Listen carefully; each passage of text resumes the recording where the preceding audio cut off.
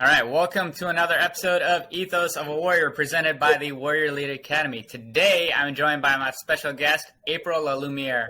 April, thanks for joining us. Thanks for having me. April, tell us a little bit about yourself. So I know you from a long time ago.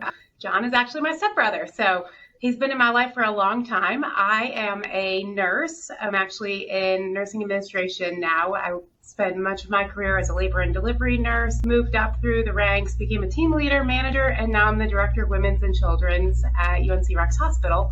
And I'm currently working on opening up a second hospital. So we're going to have a second hospital open on November 1st, which is just a couple of days away. I'm also a mother and a wife. I have two children. I have a 10-year-old and an 8-year-old.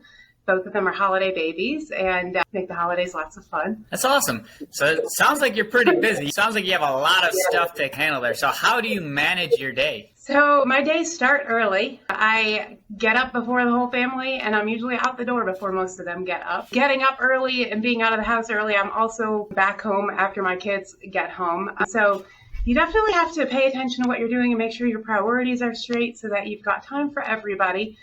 Sometimes it can be hard to balance between family and work because when I get home, work still overlaps a little bit, but I have learned to add time in for myself and for my own physical health early in the morning and later on in the evening and make sure to keep it as a priority. And that honestly has helped me with the balance of everything. So I found that once I was able to schedule in that time for myself, I'm able to prioritize where I schedule everybody else in. You talked about scheduling time for yourself. So what types of activities do you do in your self-time? Yeah, so as you know, we're in a pandemic right now, and a pandemic has been definitely difficult for those of us in healthcare. The first several months, we spent a lot of time at work. Well, we still spend a lot of time at work. But I remember those early days when we were trying to figure out what was going to happen, watching Italy, watching New York and Seattle and seeing just how many patients there were. I actually had a cot and a bag in my car, fully intending that there was going to be weeks where I wasn't going to be able to leave the hospital. Thankfully, that didn't happen here. Here in North Carolina, we actually avoided the same level of crisis that some areas had. Don't get me wrong, we've had plenty of COVID. But with that, we were planning early in the morning, planning late at night, and I was just working pretty much nonstop from early in the morning till late at night, including weekends. And finally, it was November of 2020 when I was like, something's got to change. My husband actually is who suggested going and checking out getting a personal trainer. And at first, I was a little bit offended by the thought of having to get a personal trainer because of the fact that I had used some weight machines before. But there is a gym here in town that some of my friends went to, and I used to love going to the pool with them because it was a very fancy resort style pool. So I decided, you know what, if I'm going to get a personal trainer, we're leaving the gym that we're at right now, and I'm going to go check out this other gym. So I went and toured it, and as part of the onboarding, you actually got a free session with a trainer, and then you could get 2 training sessions with a trainer. So when I did my information for that, I decided to fill in that I was interested in strength training, because that was one thing that I felt like I needed some extra help with. I could use the machines by myself, but I was really interested in doing some free weights. And the trainer that I got matched with is actually a power lifter. So he's a powerlifting coach. He does competitions. Pretty incredible guy. He can actually squat and deadlift 705 pounds, bench 450 or 455 when he's fully trained up and ready for his competitions. If anybody's going to teach you how to lift weights right, this is one of the guys that can. So he did my onboarding, and I asked him, with my schedule, I wanted to make sure it was early enough that I'd be able to fit it in and still get to work on time. I have a lot of 7:30 a.m. meetings, sometimes 7 a.m. meetings. And so I said, well, do you ever do 5 a.m.? And he's like, for you, I'll come at 5 a.m. Typically, he's the only trainer there with me at 5 a.m. Nobody else is there. But the gym was opening at 5 a.m. at the time. So I did my first session with him, really loved it, and signed up for doing 2 days a week. And it's just scheduled. It's there. So 5 a.m. Tuesday and Thursday. I am up at 4 a.m. I am out the door and I'm at the gym on the floor ready to go at 5 a.m. And so I just make sure that that's a commitment and it's there and I make it happen. And then this gym also has a lot of classes. And, I used to do Pilates and yoga. And so I was very interested in the hot yoga classes. And so I started taking some hot yoga classes and I put it on my schedule. So now, like, Wednesday night, I have a 5:45 p.m. class, and I make it a priority. It's on my work calendar. And I decline things that are going to run into me getting out and beating the traffic to get to North to go to this hot yoga class, especially since that one is my favorite instructor. She's so intense. She's so good. And then Saturday and Sunday mornings, I've got it scheduled too. And so there's times where we're out of town and I have to miss a class, but I really try to make it that priority. And because it's there and it's scheduled and I have reservations, and if you're not going to go, you have to cancel the reservations within 2 hours or else you get on the bad list. And I don't want to be on the bad list.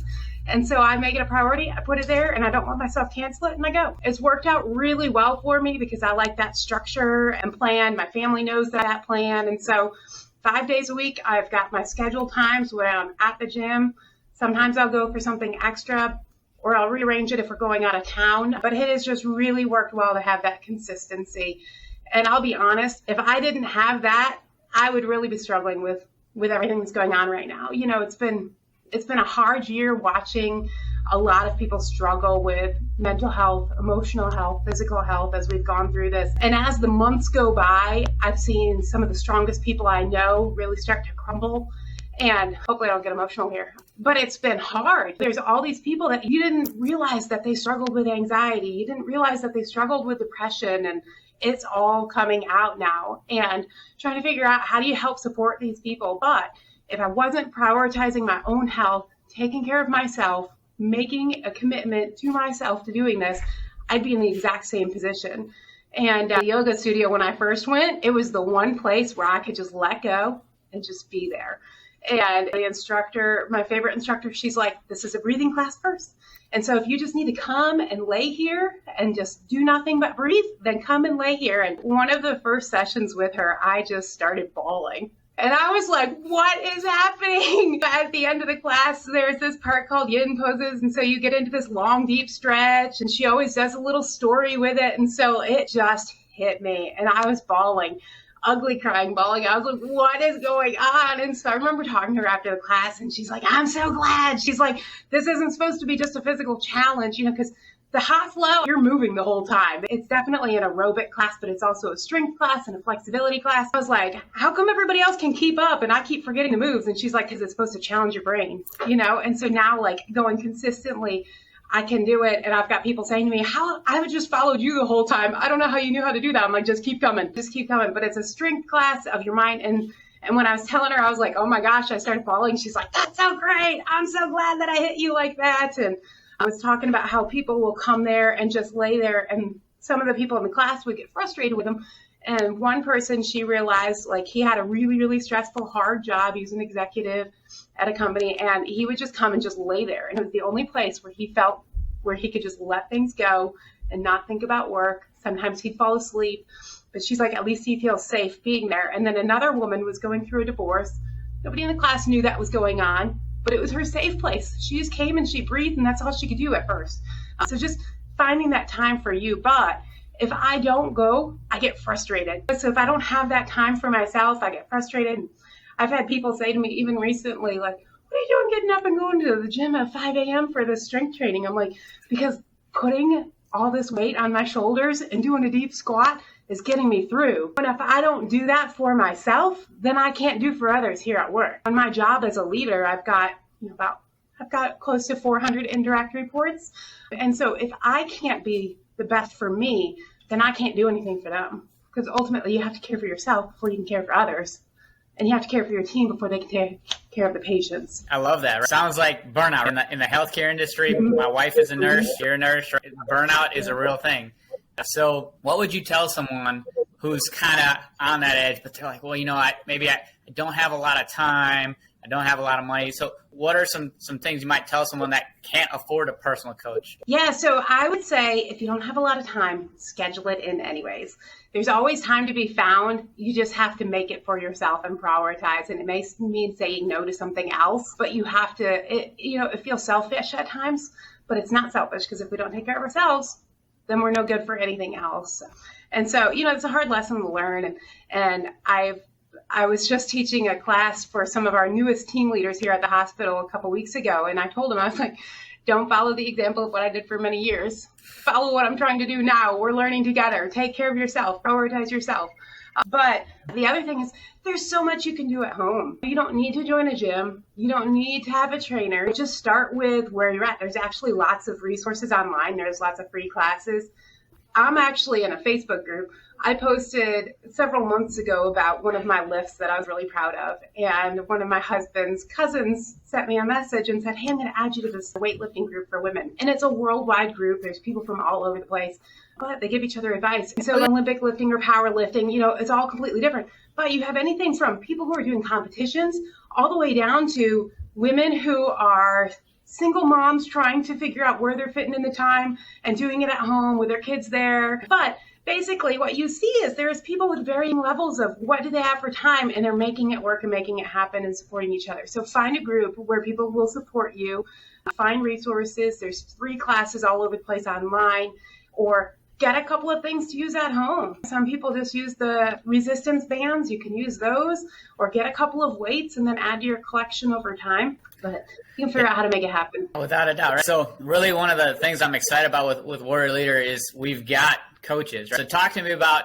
the importance for you of having a coach and what that coach brings to the table other than telling you what to do. What other kind of aspects does the coach help you with? Yeah, so my coach, I said, he's a power lifter. And so he pushes my limits. And I am a competitive person. I'm sure you don't know that about me at all. But I am a very competitive person. And with that, I also compete with myself and I want to do better. And so if I didn't have that coach, I wouldn't have the same level of confidence that I do. I've deadlifted a max of 305 for a set of 5. The interesting thing, it's been a learning experience because I've lost a lot of weight. And with losing a lot of weight, you realize where your frame changes. I was getting frustrated with not being able to lift some of what I could lift before. And he was just talking to me last week about how when you lose weight, your frame changes. And so then your body actually fights against lifting certain things. Like if you're throwing a bar over your head, doing an overhead press, your body knows, hey, there's not as much support down here anymore. And so it's really hard. And I'm like, why can't I lift what I did before? And so learning those things that you don't know unless you spend all the time researching it. I don't have time to spend all the time researching it. So he's helping me with that and encouraging me and saying, I have bad days too. And changing your form so you don't get injured. He will talk to me through my lifts and say, keep your head back, keep it tight. And if I didn't have that, I'd potentially hurt myself or definitely not do as well. And so it's just nice to have that. And the other thing with a coach, especially with my strength training, is he is right there. So he's my spotter. So I wouldn't feel confident throwing 95 pounds over my head if I didn't have somebody who was going to be there to catch it if it fell, or squatting 245 pounds if I didn't have somebody right there just in case something happened. But thankfully, he's not had to catch anything. There have been times where he's got his hands right there just in case. And then the other thing, the coach who really knows what they're doing, has that whole holistic approach. He's been able to help me with nutrition as well.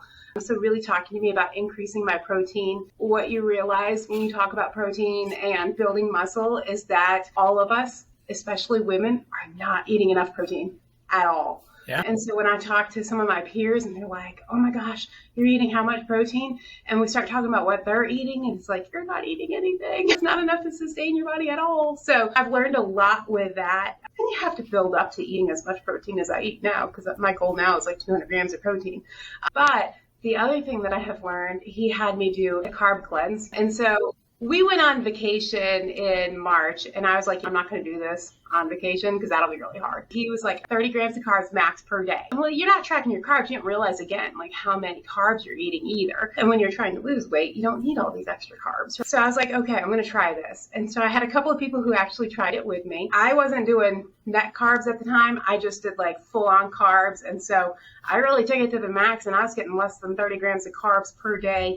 Not even taking into consideration like fiber and all of that. Once you get past the first couple of days of like, wow, this really feels crazy. You pass that weakness, you realize though, as you're doing it, how much it impacts everything. Your cognition, your strength, your energy levels, everything. So with doing these different transitions with him, you realize just how much everything you put in your body is impacting everything you do.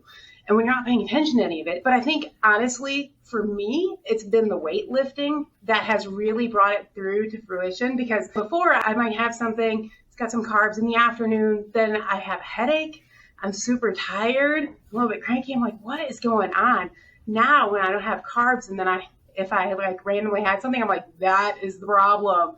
So now I just avoid it entirely. People will be stressed out. They're like, oh, you want some chocolate? I'm like, no, because then I'm going to have a headache. I'm going to crash. And tomorrow I'm not going to be able to lift as much. And that's going to really frustrate me. And so you realize, like, I'm not getting my protein in. I'm getting too many carbs, and how much it impacts your emotional health, your well-being, your physical lifts. It's just crazy. And so you get the whole holistic picture of exactly what's happening in your body and how much it's all impacting you. So you have that coach who can kind of talk you through it. What do they know? What are their experiences? And help guide you along. And everybody's a little bit different. Some people can't function on low carb. I found that I can. And you see, like, it's funny too, if you're paying attention to all of it and see like, oh, I can have some pizza on a Friday night and it's no big deal. But if I have pasta on a Friday night, it's going to take me a couple days to lose that couple of pounds that I just gained from the one meal. But your glycogen storage, and it's just crazy learning about all of that. And so a coach helps talk you through all of that and helps you learn it, especially if you're saying you don't have time, because they have the knowledge and they can teach you as you're going through with them. All right. So you're a woman lifting. What would you tell the women out there that are worried that lifting heavy is going to make them look like a guy? Oh, it won't at all. You know, and the funny thing is, in my weightlifting for women group, there's a lot of women who get comments from guys and even from other women saying, you'll look like a guy, or you're going to look like a guy. But if you really look at women who are lifting, they've got more curves. That's really what comes. If you look at somebody who's more of a cardio junkie and they're doing low protein and low calorie, cutting everything, and all they do is cardio, they're very straight. But if you look at a woman who's paying attention to her protein, she's paying attention to her lifts and doing less cardio, those women have the curves. So if you want the curves and you want hourglass, you want sexy legs, but I've never had a butt in my entire life. Now I have one. It's been pretty amazing. So you have to work hard for it, but you're not going to look like a guy. If you put a woman lifter next to a guy, there's just no way. Where it comes into a little bit more of a mixture is if you're taking things that you shouldn't necessarily be putting into your body. So if you're putting whole foods into your body and you're lifting, you're not going to look like a man. And you know, quite frankly, what I've found is some of the men who make those comments really are just intimidated because they can't lift as much. I can see that. Yeah, definitely intimidation factor. I think that's a lot of the trolls you see online, or it's a jealousy factor. So we say you're lifting twice a week. With that little amount, you're still able to see gains? Oh yeah. No, my trainer, I asked him, what do I need to do? And I told him when I first met with him, my very first onboarding session, what my goals were and what my schedule was like. And so the one thing he has said to me over and over and over again is, the only way you're going to sustain anything is if it will fit in your life. And so, for instance, there was a guy who came to the gym and he was there before me because the gym was opening at 4 a.m. at the time, you know. He was there before me, and that man was just going for gusto, and the weight was pouring off of him. And so he asked him one day, he's like, what are you doing? How are you making this happen? And he said that he had lost 130 pounds in a short period of time, basically cut out all of his carbs, he increased his protein, and he just did it 100%. We haven't seen him in weeks. And so can you sustain what you're doing? And so there are women and men who lift 5 to 7 days a week. And so I'm like, well, do I need to be lifting more? He's like, no, because are you going to fit it in? Are you going to be able to continue to do what you're doing? And really, there's no way. With my job and with my kids and everything that I've got going on in my life, there's no way I'm going to be able to sustain lifting 7 days a week. But some of the things that he's done to encourage me is talk about how there are some professional lifters who are competitive lifters who will lift 1 day a week. When you get your body trained, you go in and lift heavy. And the other thing that he's taught me too, like my husband will say, well, why aren't you doing bicep curls? I don't do bicep curls. I do big movements that have a lot of muscle in them. So that way you're hitting a whole bunch of muscles all at the same time. And so I do squats, and the squats are hitting a lot. It's not just one muscle in your leg. It's a lot of muscles in your leg. It's your core. There's a lot going on with those. And so I lift with squats each day. I do overhead press, which is a lot of muscles. I do bench press. I do my deadlifts. Do some pull-ups. My dumbbell rows, I'm up to 75-pound rows. So that's pretty exciting. Those things are beasts. And it's fun to be able to grab a 75-pound dumbbell when the men in the gym mostly are using smaller ones too. Hamstring extensions too, which are really good. I do a couple different varieties of those, but we don't spend time doing little things for each muscle. And what I've found is a lot of people who are there 5 to 7 days, they're doing that. They're doing the little ones that hit little muscles, and you have to do a whole bunch of different things. Where instead, if you focus your time, do those compound movements that are hitting several muscles at the same time, you can do it in the shorter period of time. I love that. Simplicity, compound movements, bench, squat, deadlift. I tell people all the time, you don't have to be in the gym for hours on end. You don't have to be there every single day, 2 a day. It's just quality over quantity if you're targeting those aspects. April, I know your time is precious. I know you've got to run in a little bit. So is there anything else you'd like to tell the listeners? I would just say, again, make it fit into your life. Don't make your life fit into it. Find something that you're going to be able to be consistent with and stick with it. And pay attention to how much it's impacting you. Your physical, emotional well-being, all of it ties in. And when you really pay attention to it, you notice like how much the nutrition hits it. I was a stress eater. And so find those things that work and realize how much it's impacting you. And at this point in time, I know it's going to impact my lifts. And I don't want to go in there and be frustrated because I can't lift what I lifted last week. And so when you have that and keep that motivation going, find some support throughout. So does it mean, so what does support look like to you? And figure out where that's at and just make it fit into your life. You'll feel awesome. I love it. Right? Small changes, consistency, something that works for you, and that connection, mind, body, soul. So for those that are interested in resources, you guys can go check us out at warrior-leader.com. We've got coaches that can help you get there. But like April said, the importance is taking action for yourself. Because if you are healthy, if you are feeling good about yourself, you can then help others. We're all struggling with that amazing work-life balance, or like we like to say, work-life integration. So we're here to help support you for whatever you need. So April, thank you so much for joining us today. Yeah, absolutely. And just one more really fast thing that you kind of hit on there. Don't make all the change at once. I started lifting with my trainer. I was going to my yoga classes, started lifting with my trainer kind of mid-December. I got into the 2 days a week doing that. And so get in there, get consistent, do what you're doing, and make those slow changes. I track my calories on a free app. You don't need to pay a lot to do any of that. But don't add it all in at once because you're going to crash and burn if you're trying to do it all at once. So make those small changes like John just said. You want to just add in each thing and then build on it, but keep it sustainable. Awesome. Well, thank you so much for spending your morning with us, April, and good luck with the new hospital you guys are opening up. I'm sure you're going to crush it. Thank you so much. I appreciate you having me on. Thanks for listening. And as always, stay hungry, stay true. Right?